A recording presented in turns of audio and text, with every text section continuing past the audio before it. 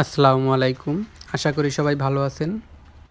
আজকে আমি এসেছি বাংলাদেশ কৃষি গবেষণা ইনস্টিটিউটে, গাজীপুর।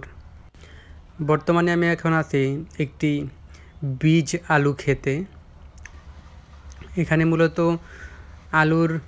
আলু গাছের ফুল থেকে বীজ তৈরি হয়। এখানে প্রত্যেকটা আলু গাছে ফুল আছে। এটা হলো বাড়ি আলু ৭৩। আলু গাছগুলো এমনভাবে লাগানো হয়েছে যাতে আলু গাছের নিচে আলু না হয়। গাছগুলো ইটের উপরে দিয়ে দেওয়া হয়েছে যাতে মাটির বেশি সংস্পর্শ না পায়। বেশি সংস্পর্শ পেলে আবার গাছের গোড়ায় আলু হবে। এই আলু গাছের ফুলগুলো থেকে বিচি হবে। বিচিটা হবে ডাঁটা শাকের বিচি যেরকম, এরকম। এই বিচিগুলো লাগিয়ে অন্য জমিতে আবার আলুর বীজ তৈরি করা হবে, সেগুলো থেকে আলু হবে।